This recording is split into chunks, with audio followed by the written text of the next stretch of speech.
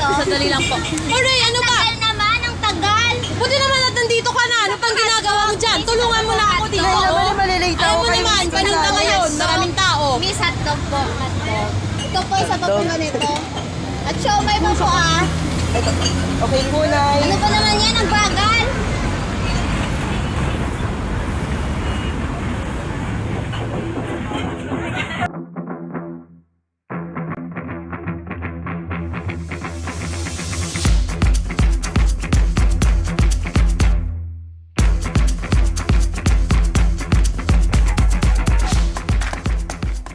Magandang araw po, ma'am. Oray, bakit ngayon ka lang? Tumulong po kasi ako sa nanay ko, tsaka araw ko kasi ngayon ang panininda. Kaya, pasensya na po, ma'am. Sige, ulit mo na. Salamat po. Ako, ayan na naman ang mabaho at tumagit ang ating classmate. Oo nga, be. Panigurado, tumulong na naman yung dun sa nanay sa mabaho at mabatot na fishbulan. Ay, be, tignan niyo ang damit niya. Oh my God, parang hinahang ng plancha. Okay, sa muli, maraming salamat sa inyong oras at pakikinig. Ang way niyo natutunan or natulog kayong aral sa ating aralin. Paalam, maraming salamat.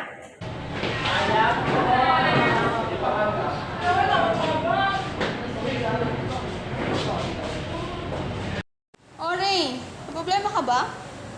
Pansin ko palagi ka nang late sa ating klase. May potensyal ka pa naman. Pasensya na po, ma'am. Wala po kasing katuwang si nanay sa fishbulan. Minsan nga po, pagkatapos ng pasok, dumidiretso na po ako doon para may katuwang po siya. Pasensya na po, ma'am. Ray, naiintindihan ko yung sitwasyon mo. Pero sa susunod naman, paglaanan mo naman ng oras ang ating klase. Sigurado naman ako na maiintindihan yun ng nanay mo. Tsaka, balang araw makakatulong ka rin sa kanya. Maraming salamat po, ma'am.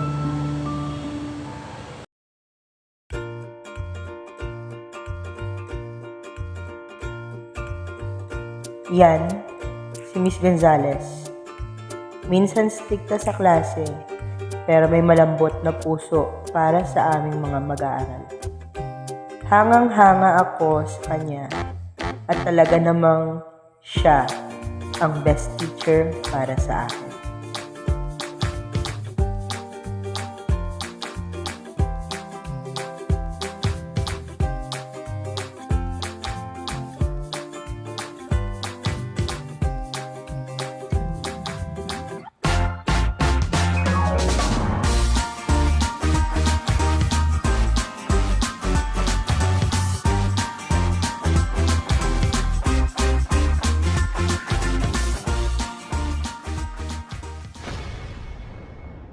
Narito na narito na sa aking mga kamay ang mga mag-aaral na nakuha ng honor sa taong aral na ngayon.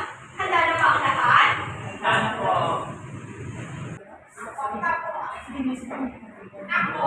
Hindi, ako. Shut up! Ako ang top one. Ay, bet! Ako. Baka nakalimutan niyo ako ah. Ay, be, wag ka na. Mga beshi, for sure pasok tayo dyan. Ano? Shots later?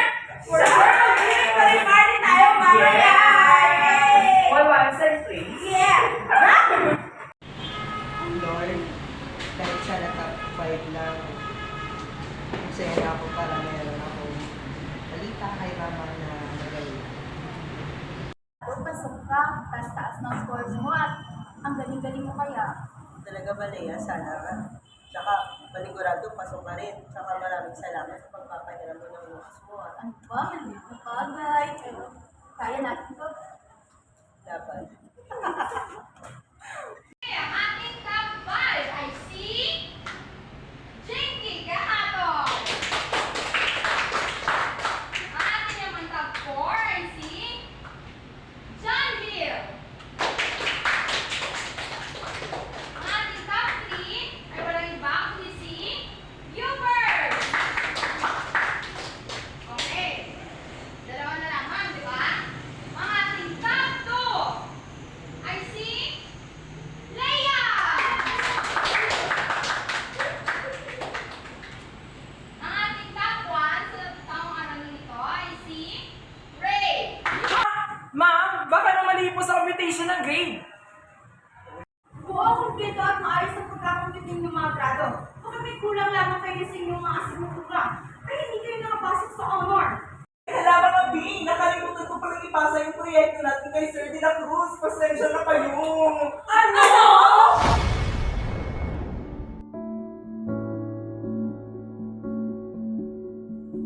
Sila ang nagsisilbing lampara na gumagabay sa atin sa apat na sulok ng silid-aralan, sumisindi ng karunungan at tagapagtaguyod ng malayang kaisipan.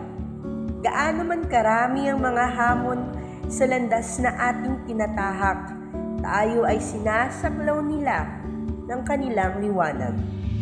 Sila, sina Ma'am at Sir. Gaano man kabigat ang hamong bitbit ng ating balikat, tinuturuan naman nila tayong magsumikap. Magsumikap para sa ating matatayog na mga pangarap. Ang kanilang kontribusyon sa pagbuo ng isang matatag na lipunan ay hindi matatawaran. Sa lahat ng mga tagapagtuturo, isang taus-pusong pasasalamat at pagbati ng isang maligayang araw ng mga guro sa inyong lahat.